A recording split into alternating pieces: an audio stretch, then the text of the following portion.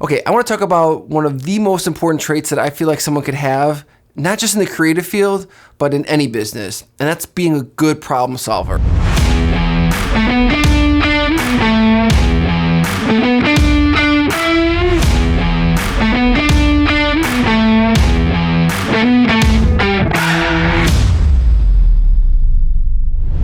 So something that I've learned over the years is the importance of being a good problem solver.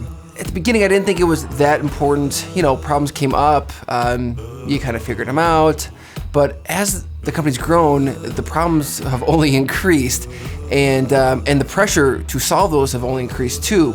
And so, I look at anyone that runs a business, if you manage a team, or even if you don't have anyone beneath you, but you just work for people, being good at problem solving is really one of the most important traits you could learn because we're presented with problems all the time, and if we're able to kind of think through them and get past them, it just brings so much value to where you work or to the people you serve.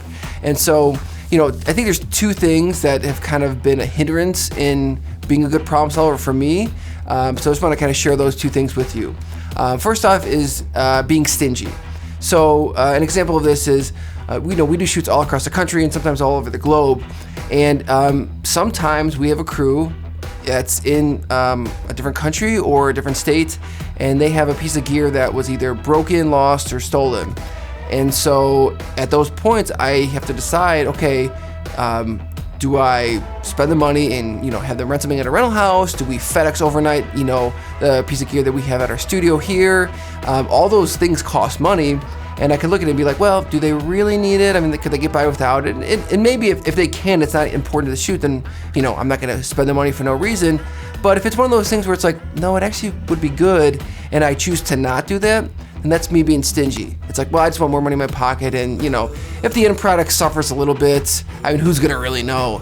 And maybe no one would know, but I would know, and I would do a disservice to our client, and so that's being a bad problem solver by being stingy, letting money kind of inhibit that. And not that you could just throw money at any problem, and if you have some sort of budget to work with, money can be part of the equation. If you don't have any, if your only option is using your personal money to solve the problem, I don't know, maybe that's not the best option. I probably wouldn't recommend that. But for the rest of the folks, consider that. Don't be stingy just to not solve a problem. And then the second thing is don't be lazy. Now, no one really wants to admit that they're lazy, especially when it comes to solving problems. We'll use the shoot example, right? So instead of our crews across the country or somewhere else far, they're just across town. And so, I get a call, hey, we're missing this piece of gear. Now, it'd be an hour drive to go there, a few minutes to drop it off, and then an hour drive back. And I could be like, well, I don't know, I kind of got like more emails here. I don't really feel like going all the way out there. It should be fine. No, I'm just being lazy and not, putting the effort forward to go and help them out.